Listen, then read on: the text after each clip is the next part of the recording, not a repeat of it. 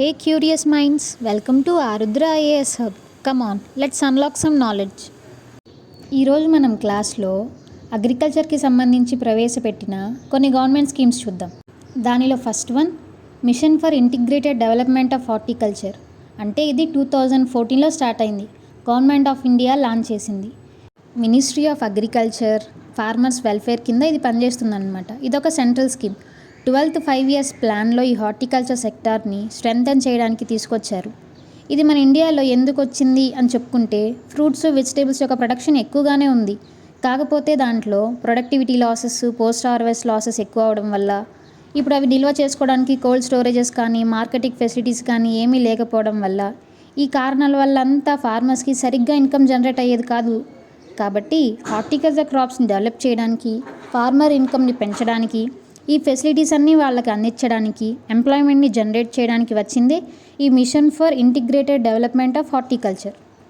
ఈ స్కీమ్ యొక్క ఆబ్జెక్ట్స్ చూసుకుంటే హార్టికల్చర్ ప్రొడక్షను, దాని ప్రొడక్టివిటీ పెంచడం, క్వాలిటీ ప్లాంటింగ్ మెటీరియల్ అందించడం, ప్రొటెక్టెడ్ కల్టివేట్ని ప్రమోట్ చేయడం, పోస్ట్ హార్వెస్ట్ మేనేజ్మెంట్ చేయడం, అవి లాస్ జరగకుండా చూసుకోవడం, ఫార్మర్స్కి మంచి ఇన్కమ్ వచ్చేలా చేయడం. ఈ ఆబ్జెక్ట్సే కాకుండా ఇంకా ఏం పనులు చేస్తుందో చూద్దాం. Nursery development, tissue culture, protected cultivation, water రిసోర్స్ని మేనేజ్ చేసుకోవడం, ఇలాంటివన్నీ కూడా ఈ mission for integrated development of horticulture board అనేది చూసుకుంటుందన్నమాట. ఈ MIDHలో కవర్ అయ్యే క్రాప్స్ ఏంటో చూద్దాం. Fruits, vegetables, mushrooms, flowers, spices and aromatics, plantation crops. Plantation crops అంటే ఎక్కువ విస్తీర్ణంలో పండించే పంటల్ని ప్లాంటేషన్ క్రాప్స్ అంటారు. ఫర్ ఎగ్జాంపుల్ చెప్పాలంటే కోకోనట్, కోకోవా ఇలాంటివి వస్తాయి. ఈ MIDH స్కీమ్ని అనుసరిస్తూ ఒక 5 స్కీమ్స్ ఉన్నాయి. ఆ స్కీమ్స్ ఏంటంటే NHM national horticulture mission, HMNEH horticulture mission for north eastern Himalayan states, NHB national horticulture board, CDB coconut development board, CIH central institute of horticulture. ఇవన్నీ micro irrigation, high density planting, precision farming, organic ఫార్మింగ్ని develop చేస్తుంది. ఇంకా చెప్పాలంటే HCDP horticulture cluster development programme, NBM national bamboo mission, MIDMP mission for integrated development of medicinal plants, ఇవన్నీ కూడా ఈ schemes కింద పనిచేస్తాయి.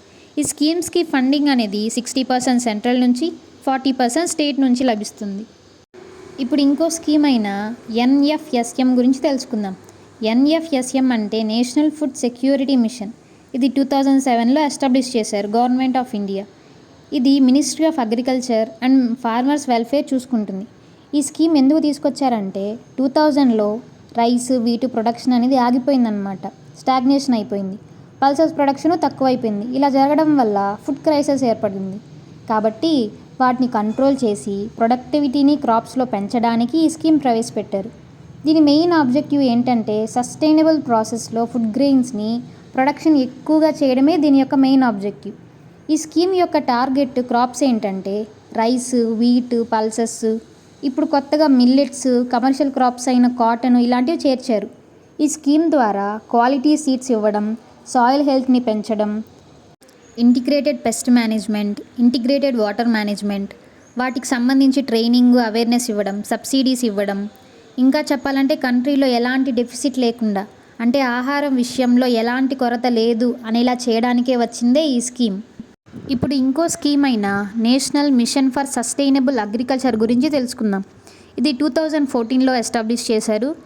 ఇది దేని కింద పనిచేస్తుందంటే national action plan on climate change కింద పనిచేస్తుంది. ఈ స్కీమ్ యొక్క మెయిన్గా ఎందుకు తీసుకొచ్చారంటే క్లైమేట్ చేంజ్లో మార్పుల వల్ల, డ్రాటు, ఫ్లడ్స్ ఏర్పడడం వల్ల, సాయిల్ ఫర్టిలిటీ అని తగ్గిపోవడం వల్ల, దానివల్ల క్రాప్ సరిగ్గా పండవు కదా. కాబట్టి దీన్ని నివారించడానికి తీసుకొచ్చిన స్కీమే ఈ NMSA.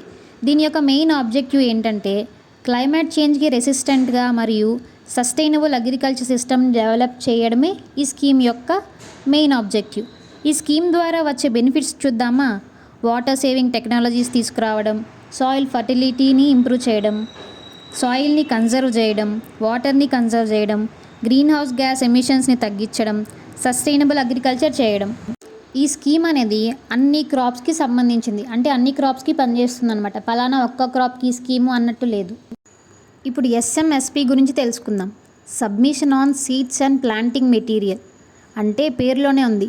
సీడ్స్ని, దాని యొక్క ప్లాంటింగ్ మెటీరియల్ని క్వాలిటీగా, క్వాంటిటీగా ఫార్మర్స్కి అందచేయడమే ఈ స్కీమ్ యొక్క ముఖ్య ఉద్దేశం. ఇది 2014లో స్టార్ట్ చేశారు. ఇది national mission of agricultural extension and technology కింద పనిచేస్తుంది. దీని యొక్క మెయిన్ ఆబ్జెక్టివ్స్ ఏంటంటే, అసలు ఎందుకు తీసుకొచ్చారు అంటే, సీడ్ ప్రొడక్షన్లో సర్టిఫైడ్ సీడ్స్ని ఎక్కువగా ప్రొడక్షన్ చేయడం, సీడ్స్ని డెవలప్ చేయడం, సీడ్ సెక్టార్ని ప్రైవేట్గా కానీ గవర్నమెంట్గా కానీ స్ట్రెంథెన్ చేయడం, హైబ్రిడ్ సీడ్ ప్రొడక్షన్ని ఎక్కువగా చేయడం, సీడ్ ప్రాసెసింగ్కి సంబంధించి బ్రీడర్ సీడ్ని, ఫౌండేషన్ సీడ్ని, సర్టిఫైడ్ సీడ్ని, ఈ సీడ్స్ యొక్క క్వాలిటీని, క్వాంటిటీని పెంచడం, అవి ఎలా పెంచాలి, ఎలా తయారు చేయాలనే ట్రైనింగ్ ఇవ్వడం, ఇలా అన్నీ చేయడం వల్ల క్రాప్స్ అనేవి బాగా పెరుగుతాయి. సీడ్ ప్రొడక్షన్ అనేది ఎక్కువగా ఉంటుందన్నమాట. సీడ్ ప్రొడక్షన్ని పెంచడానికే వచ్చిన స్కీమ్ కాబట్టి దీన్ని submission on seeds and planting material అని అంటారు. ఈ స్కీమ్ ఫండింగ్ ప్యాటర్న్ చూస్తే స్టేట్స్ నుంచి 40%, సెంటర్ నుంచి 60% వస్తుంది. ఈ స్కీమ్ ద్వారా మన కంట్రీకి హై ఈల్డింగ్ వెరైటీస్ డెవలప్ అవుతాయి, ప్రొడక్టివిటీ పెరుగుతుంది, గుడ్ క్వాలిటీ సీడ్ కూడా అందుతుంది, ఫుడ్ సెక్యూరిటీ బాగా ఇంప్రూవ్ అవుతుంది, strong and quality seed production తయారవుతుంది. ఇంకో స్కీమ్ ఏంటంటే NMEO, అంటే national mission on edible oils. ఇది 2 టైప్స్గా డివైడ్ చేశారు. NMEO అనేది ఆయిల్ సీడ్స్కి ఒక రకంగా, NMEO అనేది ఆయిల్ పామ్కి ఒక రకంగా. ఆయిల్ సీడ్స్కి అయితే 2018లో స్టార్ట్ చేశారు, ఆయిల్ పామ్కి 2021లో స్టార్ట్ చేశారు. ఆయిల్ సీడ్ క్రాప్స్ అయిన groundnut, mustard, soybean, sunflower, sesame వీటి ద్వారా ఆయిల్ ప్రొడక్షన్ అవుతుంది. దానికోసం వాడిందే ఈ NMEO ఆయిల్ సీడ్స్. కానీ NMEO ఈ ఆయిల్ పామ్ సంబంధించి ఏమిటంటే, ఆయిల్ పామ్ ప్రొడక్షను, దాని నుంచి ఆయిల్ తీయడం అనే ప్రాసెస్ ఈ స్కీమ్ ద్వారా జరుగుతుందన్నమాట. అసలుకి NMEO యొక్క ఆబ్జెక్టివ్స్ చూద్దాం. ఆయిల్ సీడ్ క్రాప్స్లో productivity, high yielding variety, seed production చేయడమే దీని యొక్క మెయిన్ ఆబ్జెక్టివ్. ఇకపోతే NMEO యొక్క ఆయిల్ పామ్ ఆబ్జెక్టివ్ చూద్దాం. ఆయిల్ పామ్ ప్రొడక్షను పెంచాలి, ప్రాసెసింగ్ యూనిట్స్ని డెవలప్ చేయాలి. దీని ద్వారా ఏమవుతుందంటే ఫార్మర్స్కి, కంట్రీకి హయ్యర్ ఇన్కమ్ జనరేట్ అవుతుంది, క్రాప్ ప్రొడక్షను పెరుగుతుంది, ఆయిల్ ఎడిబుల్ సీడ్స్ గురించి కూడా ఇంపోర్ట్ అనేది ఎక్కువగా జరుగుతుంది. మన ఏపీలో ఒక ఆయిల్ పామ్ రీసెర్చ్ సెంటర్ ఉంది, పెదవేగి, వెస్ట్ గోదావరిలో. ఈ NMEO అనే స్కీమ్ ఏం చేస్తుందంటే ఎక్కువగా ఈ ఎడిబుల్ ఆయిల్స్ని ఎక్కువగా ప్రొడక్షన్ చేసేలా చేస్తుందన్నమాట. ఇప్పుడు PM కుసుమ్ చూద్దాం. PM కుసుమ్ ఏంటి?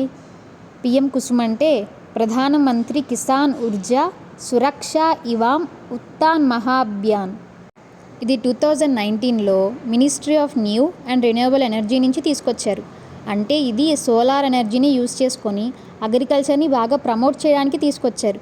దీని యొక్క మెయిన్ ఆబ్జెక్టివ్ ఏంటంటే, సోలార్ ఎనర్జీని యూజ్ చేసుకుంటూ సోలార్ పంప్స్ అని, సోలార్ ప్యానెల్స్ అని, సోలార్ ప్లాంట్స్ అని, దాని ద్వారా ఫార్మర్స్కి అగ్రికల్చర్ ప్రొడక్షన్ బాగా పెంచడానికి ఈ సోలార్ ఎనర్జీని యూజ్ చేసుకొని చేయడమే దీని యొక్క మెయిన్ ఆబ్జెక్టివ్. ఈ స్కీమ్ ద్వారా సోలార్ పవర్ అనేది 500 కిలోవాట్స్ నుంచి 2 మెగావాట్స్ వరకు డీసెంట్రలైజ్ చేయడమే దీని యొక్క మెయిన్ ఆబ్జెక్టివ్. ఇలా చేయడానికి central government 30%, state government 30%, farmers వచ్చి 40% కాంట్రిబ్యూట్ చేస్తున్నారు. ఇప్పుడు మనం కిసాన్ క్రెడిట్ కార్డ్ గురించి చూద్దాం. ఇది 1998లో గవర్నమెంట్ ఆఫ్ ఇండియా ప్రవేశపెట్టింది. ఇది RV గుప్తా కమిటీ రికమెండేషన్ నుంచి వచ్చింది. ఈ స్కీమ్ అనేది commercial banks, regional rural banks, cooperative banks చూసుకుంటుంది. ఎందుకు ఈ స్కీము, బ్యాంక్స్ ఎందుకు వచ్చాయనే డౌట్ రావచ్చు. అదేంటో చూద్దాం. ఫార్మర్స్ ప్రైవేట్గా మనీ లెండర్స్ నుంచి లోన్ తీసుకుంటారు. వాళ్ళు హై ఇంట్రెస్ట్ పెట్టడం వల్ల వడ్డీ కట్టలేక, టైంకి అవి ఇవ్వలేక, కట్టలేక చాలా ఇబ్బంది పడేవాళ్ళు ఫార్మర్స్. కాబట్టి ఆ ఇబ్బందిని తీర్చడానికి వచ్చిందే ఈ కిసాన్ క్రెడిట్ కార్డ్. దీని మెయిన్ ఆబ్జెక్టివ్ ఏంటో చూద్దాం. ఫార్మర్స్కి ఈజీగా అండ్ టైంకి క్రెడిట్ అయ్యేలాగా, క్రాప్ కల్టివేషన్కి ఎక్కువ ఖర్చులు కూడా కవర్ అయ్యేలాగా, మనీ లెండర్స్ మీద ఫార్మర్స్ ఎక్కువగా డిపెండెన్సీ అవ్వకుండా షార్ట్ టైంలో క్రాప్ లోన్స్ అనేవి ఈజీగా ప్రొవైడ్ చేయడమే ఈ KCC యొక్క మెయిన్ ఆబ్జెక్టివ్. ఈ KCC ద్వారా వచ్చే లోన్స్ ఏ ఏరియాస్ని కవర్ చేశాయో చూద్దాం. Seeds, fertilisers, pesticides, irrigation methods, post harvest expenses, dairy farms, fisheries, వీటన్నిటికీ క్రెడిట్ విషయంలో ఈ KCC అనేది ఫార్మర్స్కి చాలా హెల్ప్ చేస్తుంది. ఈ KCC అనేది 3 lakhs ఉన్నింది. యూనియన్ బడ్జెట్ 2025-26 రావడం వల్ల అది 3 to 5 lakhs వరకు పెరిగింది. ఇంట్రెస్ట్ రేటు 7% per annumగా ఉంది. 5 ఇయర్స్ వరకు వ్యాలిడిటీ ఉంటుందన్నమాట. ప్రాంప్ట్ రీపేమెంట్ ద్వారా 4% రెడ్యూస్ చేస్తుంది. ఇలా ఉండడం వల్ల దీని ద్వారా ఫార్మర్స్కి లోన్స్ ఈజీగా యాక్సెస్ అవుతాయి. లో ఇంట్రెస్ట్ రేట్ ఉంటుంది. ఫైనాన్షియల్గా సెక్యూరిటీగా ఉంటారు. ఫార్మర్స్కి గవర్నమెంట్ అనేది చాలా తోడుగా ఉంటుంది ఈ కేసీసీ క్రెడిట్ కార్డ్ అనే స్కీమ్ ద్వారా. ఇకపోతే ఎఫ్పిఓ స్కీమ్ అంటే ఫార్మర్స్ ప్రొడ్యూసర్ ఆర్గనైజేషన్. ఇది 2029 ఫిబ్రవరిలో వచ్చింది. గవర్నమెంట్ ఆఫ్ ఇండియా లాంచ్ చేసిందనమాట. దీని డ్యూరేషన్ అనేది 5 ఇయర్స్, అంటే 5 ఇయర్స్ ఒకసారి మారుతూ ఉంటుంది. 2024 to 25లో వచ్చిన దాని ప్రకారంగా బడ్జెట్ ఎంత వేశారంటే 6865 crores వరకు గవర్నమెంట్ ఇన్వెస్ట్ చేసింది. ఎందుకు ఇది లాంచ్ చేశారు అంటే మన ఇండియాలో స్మాల్ అండ్ మార్జినల్ ఫార్మర్స్ 85% దాకా ఉన్నారు. ఫార్మర్స్ని గ్రూప్గా ఆర్గనైజ్ చేసి మార్కెటింగ్ని ప్రమోట్ చేసేలా, ఇన్కమ్ డబల్ అయ్యేలా చేస్తుంది ఈ ప్రాజెక్ట్. ఈ ఎఫ్పిఓ అంటే ఫార్మర్స్ అందరూ కలిసి ఒక కంపెనీలాగా ఏర్పడి ప్రొడక్షన్, ప్రాసెసింగ్, మార్కెటింగ్ ఇలా ఈ యాక్టివిటీస్ అన్నీ కలెక్టివ్గా మేనేజ్ చేయడమే దీని యొక్క ముఖ్య ఉద్దేశం. అంటే ఫార్మర్స్ స్ట్రాంగ్గా వాళ్ళ బిజినెస్ని ఆర్గనైజ్ చేసేలాగా, మార్కెటింగ్ స్కిల్స్ని బాగా ఇంప్రూవ్ చేసుకునేలాగా చేస్తుంది ఈ స్కీమ్. ఒక్కొక్క ఆర్గనైజేషన్ పెట్టినప్పుడు దానికి ఫైనాన్షియల్గా గవర్నమెంట్ అనేది 15 lakhs వరకు ఇస్తుంది. 2 crores వరకు కూడా లోన్ని కవర్ చేసుకోవచ్చు. 3 years వరకు ఫైనాన్షియల్గా సపోర్ట్ ఇస్తుంది. ఇప్పుడు ఇక అగ్రికల్చర్ ఇన్ఫ్రాస్ట్రక్చర్ ఫండ్ గురించి తెలుసుకుందాం. ఈ స్కీమ్ అనేది 2020 August 9న ప్రవేశపెట్టారు. గవర్నమెంట్ ఆఫ్ ఇండియా లాంచ్ చేసింది. ఈ స్కీమ్ కింద మన గవర్నమెంట్ అనేది ఫండ్ ఎంత రిలీజ్ చేసిందంటే 1 lakh crore వరకు రిలీజ్ చేసింది. ఈ స్కీమ్ ఎందుకు తీసుకొచ్చారంటే పోస్ట్ హార్వెస్ట్లో లాసెస్ ఎక్కువగా ఉంటాయి కాబట్టి వాటిని తగ్గించడానికి, స్టోరేజ్ అండ్ ప్రాసెసింగ్ ఫెసిలిటీస్ని మెరుగుపరచడానికి, ఫార్మర్స్ యొక్క ఇన్కమ్ని పెంచేలాగా, సప్లైని బాగా స్ట్రెంథెన్ చేసేలాగా ఈ స్కీమ్ తీసుకొచ్చారు. దీని యొక్క మెయిన్ ఆబ్జెక్టివ్ ఏంటంటే ఫామ్ గేట్ నుంచి మార్కెట్ వరకు ఇన్ఫ్రాస్ట్రక్చర్ అనేది బిల్డ్ చేయడానికి ఫైనాన్షియల్గా సపోర్ట్ ఇవ్వడం దీని యొక్క ఆబ్జెక్టివ్. ఈ ఇన్ఫ్రాస్ట్రక్చర్ ఫండ్ ద్వారా ఏ టైప్ ఆఫ్ ఇన్ఫ్రాస్ట్రక్చర్స్ని గవర్నమెంట్ సపోర్ట్ చేస్తుందో చూద్దాం. Warehouse, pack house, processing units, cold storages, sorting and grading units, packaging units, assaying units, supply chain services ఇలాంటివన్నిటికీ గవర్నమెంట్ అనేది హెల్ప్ చేస్తుంది. గవర్నమెంట్ ఫైనాన్షియల్గా 3% ఇంట్రెస్ట్ రేట్తో సబ్సిడీలు ఇస్తుంది. లోన్ లిమిట్ అనేది 2 crores వరకు పెట్టుకోవచ్చు. మ్యాక్సిమం 7 years వరకు ఇస్తుంది. ఇలాగా ఇన్ఫ్రాస్ట్రక్చర్ని డెవలప్ చేసుకోవడానికి అగ్రికల్చర్లో గవర్నమెంట్ అనేది మనకు హెల్ప్ చేస్తుంది.